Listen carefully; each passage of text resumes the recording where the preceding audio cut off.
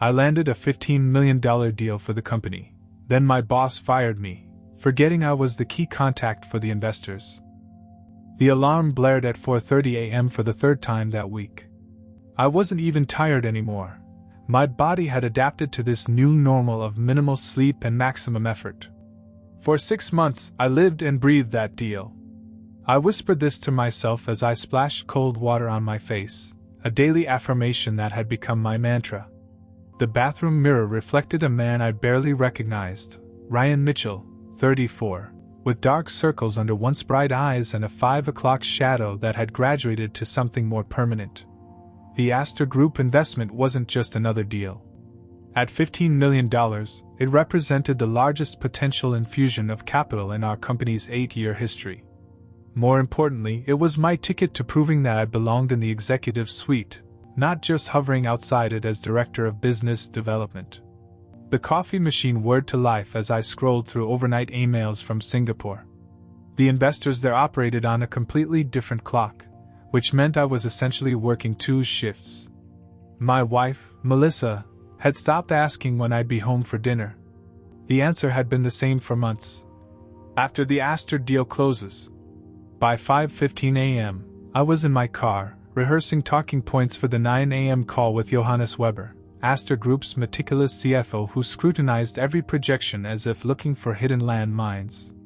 I'd spent the entire weekend rebuilding our 5-year revenue model because he wasn't satisfied with our growth assumptions. My boss, David Langston, hadn't responded to any of my messages asking for guidance.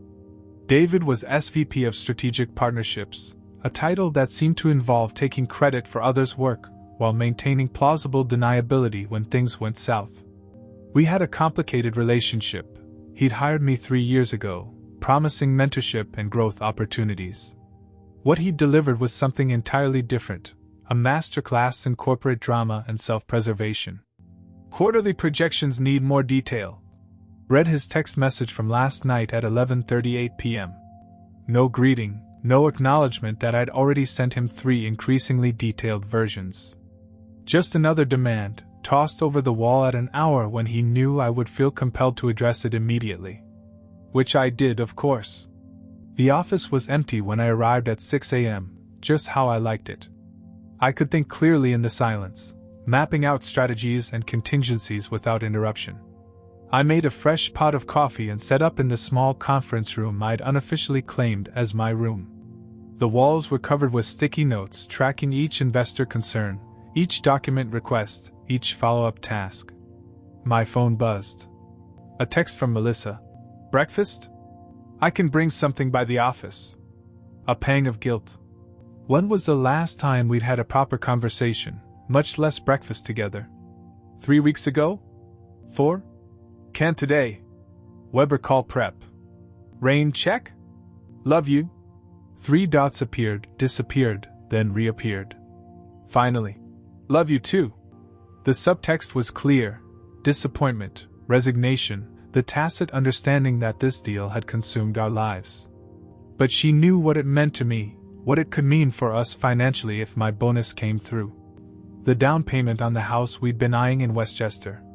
Maybe even starting the family we'd been postponing for my career. At 8:15 a.m., David strode in, looking freshly pressed in a custom suit that probably cost more than my monthly mortgage payment. He nodded vaguely in my direction before disappearing into his corner office. At 8:45 a.m., I knocked on his door. Weber call in 15. I reminded him. We need to align on the governance questions he raised yesterday. David barely looked up from his computer. I have a conflict. You handle it. But you told them you'd be on to address their concerns about board representation. Just say I had an emergency executive committee meeting. He finally glanced up, annoyed at having to explain himself. You know the material better anyway. That's why I keep you around, Mitchell. I swallowed my frustration. This was the dance we did, David positioning himself as too important for the grunt work, while simultaneously demanding to be briefed on every detail so he could report up the chain. The Weber call went well, despite David's absence. I had answers for every question, documentation for every claim, and just the right amount of confidence mixed with deference. Weber actually chuckled at one point, a sound I'd never heard from him before. "You've done exceptional work here, Ryan," he said as we wrapped up. "Your attention to detail gives us confidence. I'll be recommending we move forward to final approval next week." Those words made the sleepless nights worth it. I celebrated alone in the room with a fresh cup of coffee, allowing myself exactly 5 minutes of satisfaction before diving back into the mound of follow-up items. At noon, David appeared in the doorway. "How'd it go with Weber?" he asked, trying to sound casual. "Great. They're moving to final approval next week." His eyebrows shot up. "Seriously? That's fantastic. We should brief the CEO. What were the sticking points?" And just like that, we shifted into the next phase of our routine, me briefing David so thoroughly that he could speak about the deal as if he'd been in every meeting, crafted every proposal, answered every late-night email. That afternoon, I found myself in the bathroom splashing water on my face again, this time to cool down after watching David smoothly present our progress to the CEO in the hallway. The way he described the breakthrough with Weber, you'd think he'd been the one cultivating that relationship for months. My phone buzzed with a text from Alex Desai, our main contact at Prescott Ventures, another key investor in the consortium. "Dinner tonight? Need to discuss governance structure. Bringing our legal counsel." I texted back immediately. "Absolutely. Name the place." Then I messaged David. "Desai wants dinner tonight with their legal counsel. Critical to keeping them aligned with Aster." David's response came quickly. "Can't make it. Daughter's recital. Brief me tomorrow. Don't screw it up."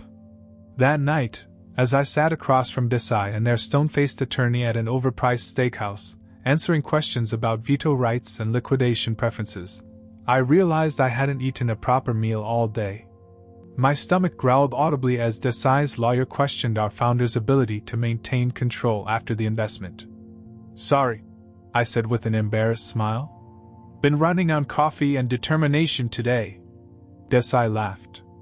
"That's what I like about you, Ryan. You're hungry in every sense of the word."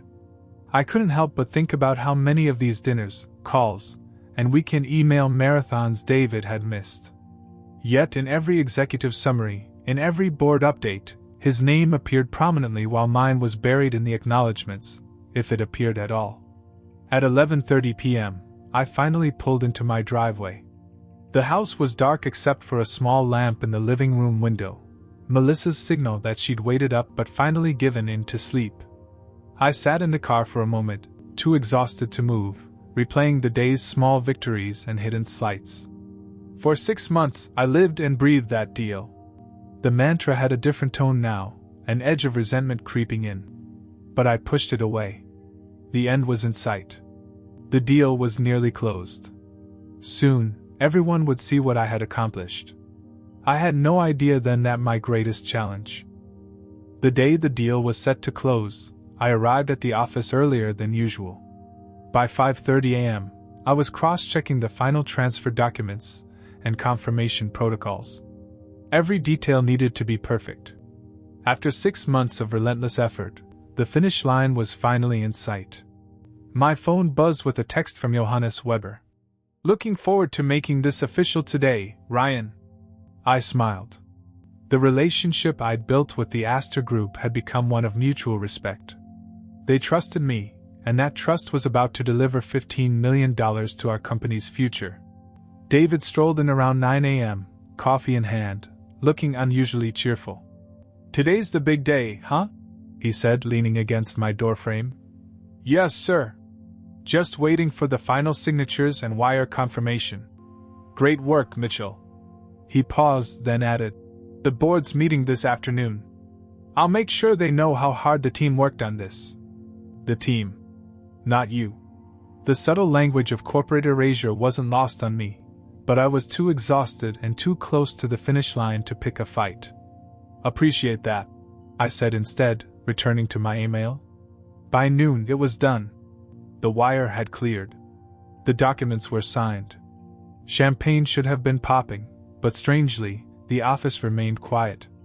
David had disappeared hours ago, mentioning something about Preparation materials. I called Melissa with the good news. That's amazing, Ryan! I'm so proud of you, she said, genuine excitement in her voice. Let's celebrate tonight. I'll make reservations at Taverno. Perfect, I replied, feeling the weight of 6 months finally lifting. I should be home by 6. At 2:30 p.m., I noticed unusual activity. People walking purposefully toward the executive floor, several carrying folders I didn't recognize. No one had mentioned any major meetings on the calendar. At 3:45 p.m., I stepped out for coffee and saw Sarah from HR carrying a large white box toward the break room. When she spotted me, she looked startled, almost guilty. What's that? I asked, nodding toward the box. Oh, just something for later, she mumbled, hurrying past. Curious, I followed her at a distance. Through the break room doors, I glimpsed the cake being unboxed. The icing read, "Congratulations, David!" I didn't even know the board meeting was happening until I saw the congratulatory cake in the break room. My stomach dropped. Something was very wrong. I hustled back to my office and checked the company calendar. There it was, hidden among the day's events. Special board meeting 2 p.m. executive briefing room. I called Alex Desai immediately. Alex, it's Ryan. Quick question, did you or anyone from your team join a board meeting today? No. He sounded confused. Should we have? No. Just checking something. Thanks. At 4:30 p.m., the office erupted in applause. I stepped into the hallway to see what was happening. There was David, surrounded by the executive team and board members, receiving handshakes and backslaps. The CEO had his arm around David's shoulders. Everyone, please join me in congratulating our new Executive Vice President of Strategic Growth, David Langston. More applause. More cheers. I stood frozen, processing what I was witnessing. David had presented my deal, my work, my relationships, my sleepless nights, to the board as his own accomplishment. And they'd rewarded him with a promotion. I retreated to my office, mind racing. Should I speak up? March into the CEO's office with evidence of my role? Would anyone even believe me against the word of a newly minted EVP? My phone dinged with a meeting request. David Langston, 5 p.m. my office. The subject line was blank. For 30 minutes, I sat at my desk, alternating between rage and disbelief. When 5 p.m. finally arrived, I walked to David's office with leaden feet. He was sitting behind his desk, already moved into the larger corner office previously occupied by the outgoing EVP. The view of the city skyline behind him seemed to amplify his newfound importance. "Ryan, have a seat," he said, not looking up from his computer. I remained standing. "Congratulations on the promotion." He glanced up then, a flicker of something, guilt? Concern, crossing his face before settling back into practiced neutrality. "Thank you. That's partly what I wanted to discuss." He closed his laptop. "The company is moving in a new direction with this investment. The board has approved a restructuring plan that aligns with our new strategic vision." The corporate doublespeak made my skin crawl.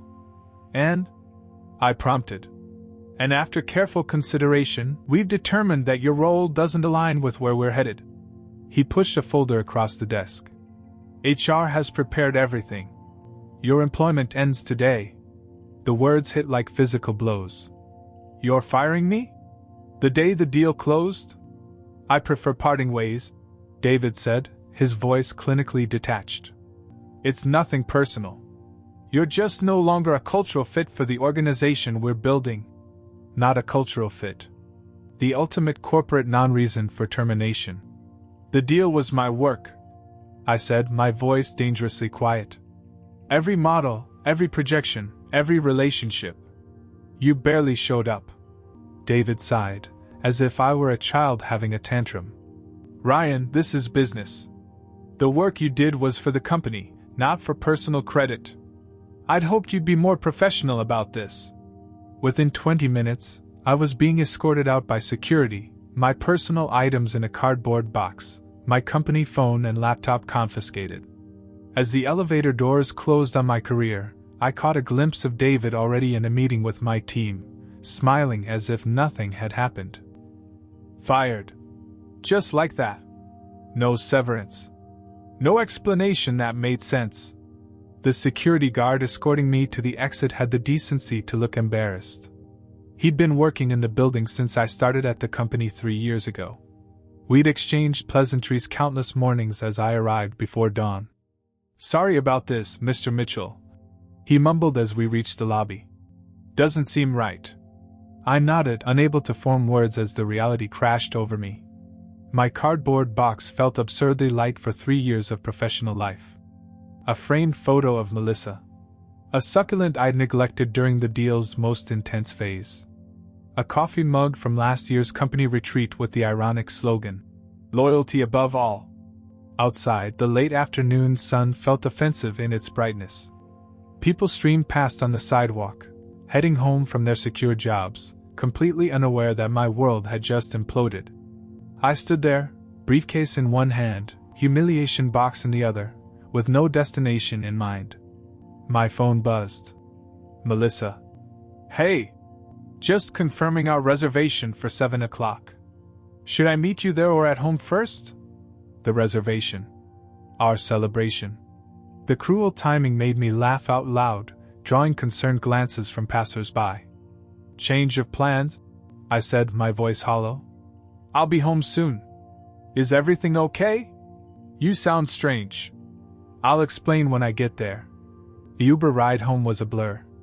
I stared out the window, mentally replaying every meeting, every email, every interaction with David over the past 6 months. Had there been signs I'd missed? Warnings I'd ignored?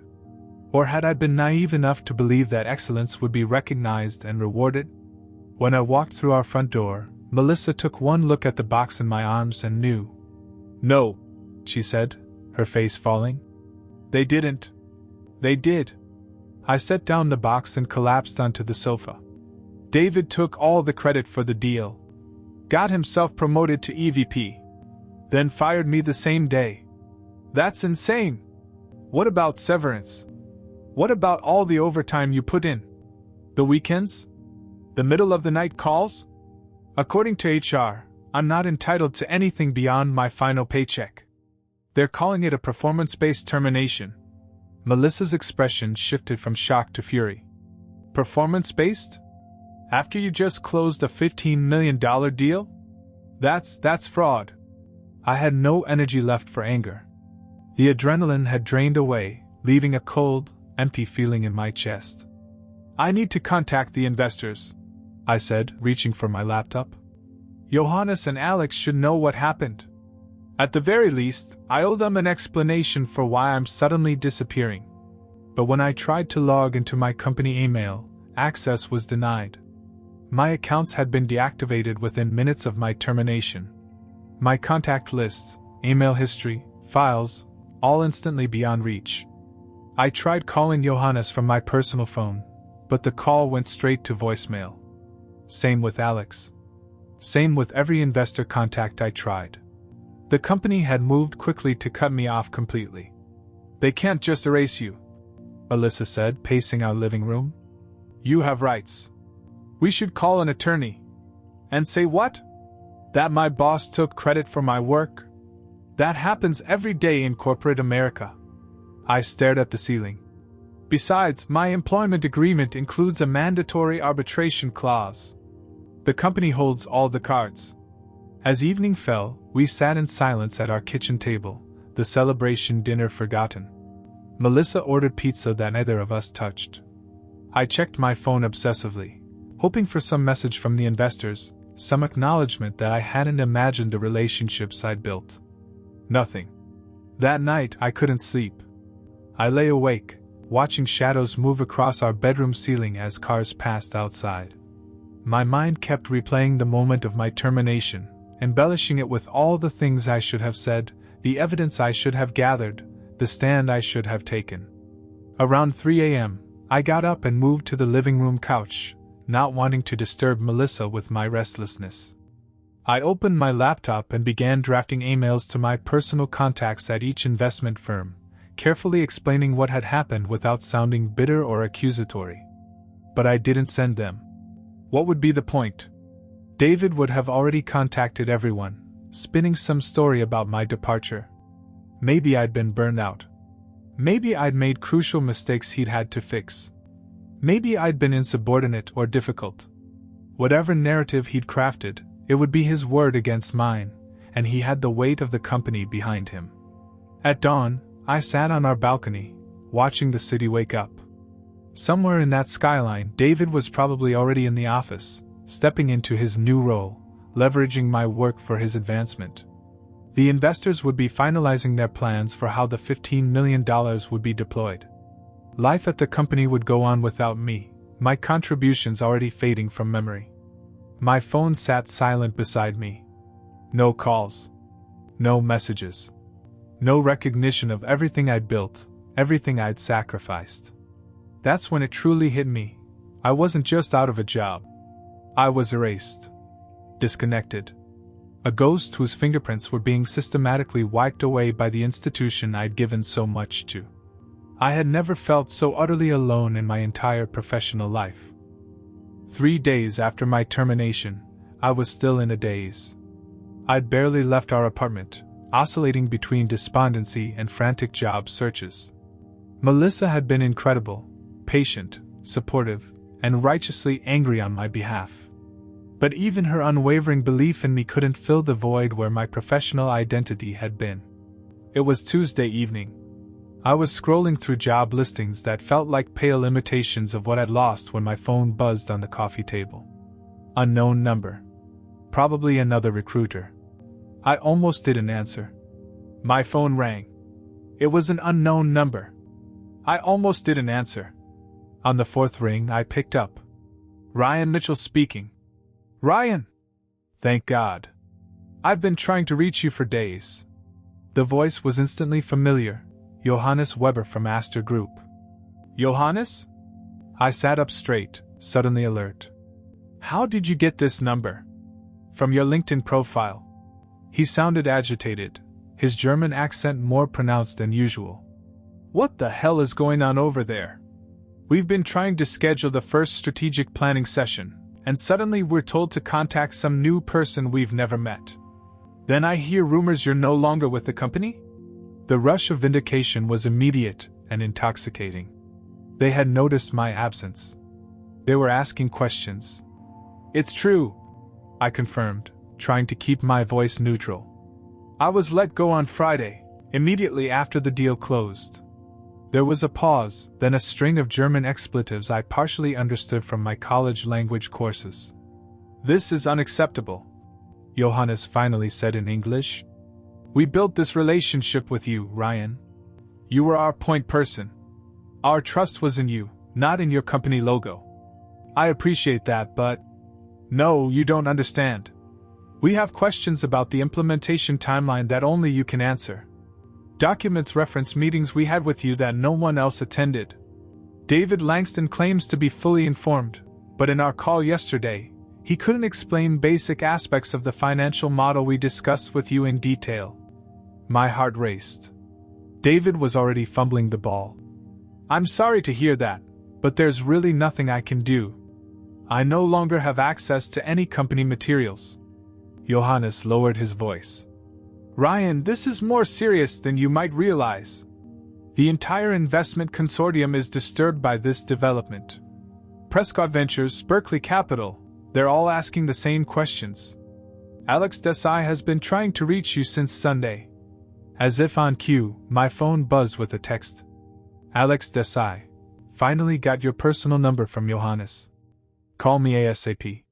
What exactly are you saying, Johannes? I'm saying that a $15 million investment was predicated on specific understandings and relationships. If those fundamentals change without warning or explanation, investors get nervous. Nervous investors reconsider their positions. The implication was clear. The deal might be in jeopardy. What do you want from me? I asked cautiously.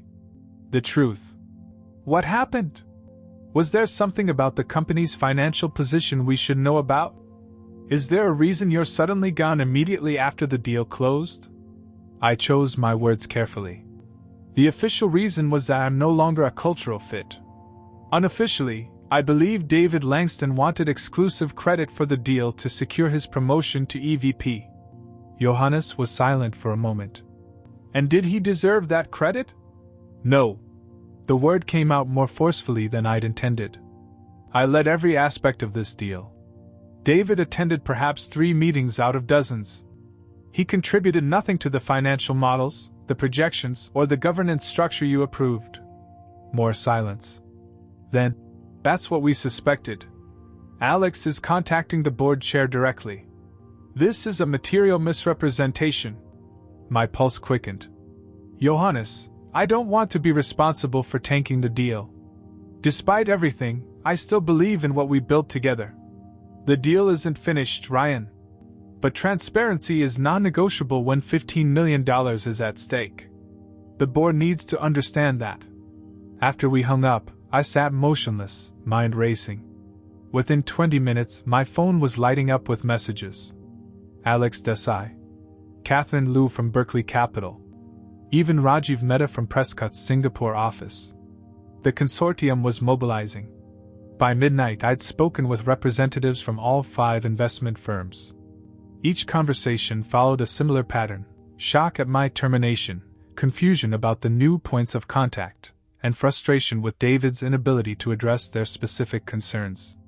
We're requesting an emergency board meeting, Alex told me in our late-night call. The investors are united on this. Either they provide a satisfactory explanation for your departure and demonstrate competent management of the implementation, or we invoke the material change clause in the agreement. What does that mean exactly? It means we can pull our money back within the first 30 days if fundamental aspects of the deal change. Your abrupt removal qualifies. I felt dizzy with the implications. You'd actually pull out? We don't want to. But we're not going to entrust $15 million to people who can't answer basic questions about their own financial projections. And we're certainly not going to partner with a company that treats key personnel the way you were treated. The next morning, Melissa found me at the kitchen table, surrounded by notes from my conversations, mapping out everything the investors had told me. You look different, she said, studying my face. I feel different, I admitted. For the first time since Friday, I feel like I might have some control over this situation. My phone buzzed with a text from Alex. Board meeting scheduled for tomorrow at 10 a.m. They're requesting your presence. Formal invitation coming shortly. I showed Melissa the message, my hand trembling slightly. What are you going to do? She asked. I took a deep breath. I'm going to tell the truth. All of it. For the first time in days, I felt something like hope stirring in my chest. The tide was turning, and David Langston had no idea what was coming. Walking back into the company headquarters felt surreal. Just 5 days earlier, I'd been escorted out in disgrace. Now I was returning at the explicit request of the board and the investors who controlled $15 million in fresh capital. The security guard recognized me immediately. His eyes widened. Mr. Mitchell! They told me to expect you, but... He trailed off, clearly confused by my return. It's a long story, Carl, I said, accepting the visitor badge he handed me. The elevator ride to the executive floor was tense. I'd spent the previous day meticulously organizing evidence, email threads showing my work on the deal, calendar invites displaying David's consistent absences, financial models with my digital fingerprints all over them, and recorded Zoom calls with investors where David was nowhere to be seen. When the doors opened, Sarah from HR was waiting. Ryan, she said stiffly. The board is assembled in the main conference room. I'll escort you. I could feel eyes on me as we walked down the hallway. Former colleagues peeked out from offices and cubicles, whispering as I passed. News of my unexpected return had clearly spread. Outside the conference room, I paused to collect myself. Through the glass walls, I could see the entire board seated around the massive oak table. The CEO, Richard Palmer, sat at the head, looking grim. Beside him was David, his face flushed with what looked like a mixture of anger and fear. On the opposite side sat Johannes, Alex, and representatives from the other investment firms. Their expressions were professionally neutral, but I could sense their coiled tension. Sarah opened the door. "Mr. Mitchell has arrived," she announced. The boardroom was so quiet you could hear a pen drop. Every head turned toward me. Richard Palmer stood and extended his hand mechanically. "Ryan, thank you for coming. Please have a seat." The only empty chair was directly across from David. Our eyes met briefly as I sat down. His gaze was cold, warning. "I believe we all know why we're here," Richard began, his tone measured. "Our investors have expressed concerns about leadership transitions related to the recent funding round. They've specifically requested your perspective, Ryan." David interrupted immediately. "Before we go further, I want to register my objection to this entire proceeding. Ryan was terminated for legitimate performance issues that were documented over several months. This is an HR matter, not a board concern." Johannes Weber's eyebrows shot up. "Performance issues? The man who single-handedly structured the most complex investment deal in your company's history had performance issues? That's fascinating." David's jaw tightened. "With all due respect, Mr. Weber, you don't have full visibility into employee assessments. And with all due respect, Mr. Langston," Alex Desai countered, "we have full visibility into who actually did the work on this deal. That's why we're here." Richard Palmer raised his hands. "Let's keep this professional. Ryan, the investors have suggested you were the primary architect of this deal. Is that your understanding as well?" I took a deep breath. This was my moment. "Yes, Mr. Palmer. For 6 months, I led every aspect of this transaction. I built the financial models, created the presentation decks, conducted the due diligence responses, and managed all investor relationships." "That's absurd," David scoffed. "I supervised the entire process. Ryan was simply executing on my strategic direction." That's when I opened my laptop. I anticipated this disagreement, so I've prepared a factual timeline. For the next 20 minutes, I methodically laid out the evidence. Email chains where David was conspicuously missing until the final round. Calendar invites showing investor meetings he'd skipped. Screenshots of late-night messages where he requested updates because he had no idea what was happening. Most damning of all were the recorded Zoom calls, standard practice during due diligence, showing me leading investor discussions while David's name appeared in the invited but not attended list. As I presented, David's face grew increasingly pale. The board members exchanged concerned glances. The investors nodded in recognition as I referenced specific meetings and discussions they remembered clearly. "And finally," I said, pulling up a particular email thread, "here's where Mr. Langston asked me to completely rebuild the 5-year projection model 3 days before closing because, and I quote, I need to understand it before I present to the board. A model I had personally developed and explained to him no fewer than 6 times. Johannes leaned forward. That model was the foundation of our investment decision. Are you saying Mr. Langston didn't even understand it? Before David could respond, Alex Desai interjected. We don't need to debate this point by point. The fact is, we worked with Ryan throughout this process. He answered our questions at midnight. He reworked projections over weekends. He built our trust. Then suddenly, the deal closes, he vanishes, and we're supposed to work with someone we barely know who can't answer basic questions about the very agreement we just signed. David finally found his voice. This is a coordinated attack on my reputation. Ryan is clearly bitter about being let go and has manipulated our investors with a one-sided narrative. Richard Palmer had been silent, absorbing the evidence. Now he turned to David.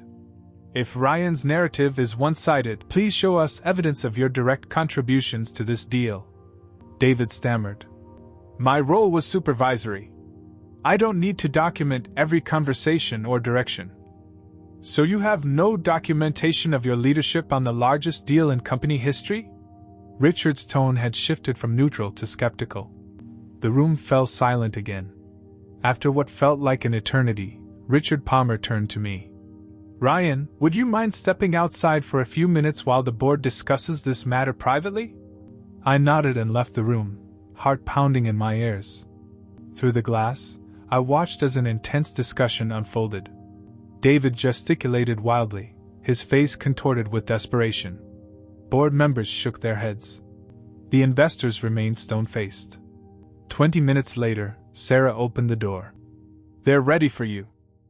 When I re-entered the boardroom, the atmosphere had shifted dramatically.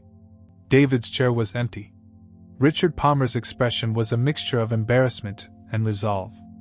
"Please sit down, Ryan," he said, gesturing to a chair now moved to the side of the table closer to him, symbolically distancing me from where David had been seated. I complied, feeling every eye in the room on me. The investors' faces had softened somewhat, showing what looked like respect. "First," Richard began, "I want to apologize on behalf of the company for what has clearly been a serious misjudgment. What you've presented today is compelling and concerning." My heart raced. This was not what I'd expected. "Where is Mr. Langston?" I asked, glancing at the empty chair. Richard's jaw tightened. "David has been asked to leave the premises pending a full investigation into this matter. What happened to you appears to have been not just unfair but potentially fraudulent from a corporate governance perspective." Johannes nodded in agreement. "The investment consortium has made our position clear. We entered this partnership based on specific understandings and relationships. Those must be honored." Alex Desai leaned forward. "In plain terms, Ryan, we want you back. Not just back, properly recognized for your work." I sat there, stunned into silence. After days of feeling powerless, the tables had turned so completely it was hard to process. This time, the board didn't just applaud. They offered me a seat at the table. Richard cleared his throat. "Ryan, we'd like to offer you reinstatement effective immediately. More than that, we're creating a new position, Head of Investor Relations, reporting directly to me. No intermediaries." The salary he named was nearly double what I'd been making. "The board has also approved a special compensation package recognizing your contribution to securing the investment," he continued. "And we'd like you to lead the implementation phase with our new partners." I glanced at the investors, who were nodding in approval. "What about David?" I asked. Richard's expression darkened. "As I said, there will be a full investigation. But I can tell you he will not be returning to his EVP role. What he did, taking credit for your work, then terminating you to cover his tracks, violated multiple company policies and potentially securities regulations." I took a deep breath. The vindication was sweet, but something still bothered me. "With respect, Mr. Palmer, this all happened under your watch. The board approved his promotion and my termination without verification. Why should I trust that things will be different now?" A few board members shifted uncomfortably, but Richard held my gaze. "A fair question. The simple answer is that we failed in our oversight. We trusted a senior leader who betrayed that trust." He gestured to the assembled investors. "And it took these individuals threatening to withdraw $15 million to make us see it. That's embarrassing, but it's the truth." Johannes Weber nodded approvingly. "Accountability starts at the top, Mr. Palmer. I appreciate your candor." The tension in the room eased slightly. "I'd like to accept the position," I said finally. "But I have conditions." Richard's eyebrows rose. "Go on." "First, a written retraction of all performance concerns in my file. Second, I want to build my own team, with full hiring authority. And third," I paused, gathering courage, "I want board observer status for the implementation phase of the investment." That last request was bold. Giving a non-board member visibility into board-level discussions was unusual. I could see surprise on several faces. Richard glanced at the other board members, then at the investors. After a moment of silent communication, he nodded. "Agreed to all three. We'll draft the paperwork today." As the meeting concluded, I received handshakes from everyone at the table. The board members were professional but appropriately chastened. The investors were openly pleased with the outcome. Outside the boardroom, Johannes pulled me aside. That was impressive, he said quietly. Not many people get a second chance like this, and fewer still handle it with such grace. Thank you for believing in me, I replied. I never expected the investors to take such a stand. Johannes smiled. In my experience, Ryan, character and competence always matter more than titles. David made the classic mistake of thinking his position protected him from the consequences of his actions. But relationships, real ones built on trust and delivery, those are what truly drive business.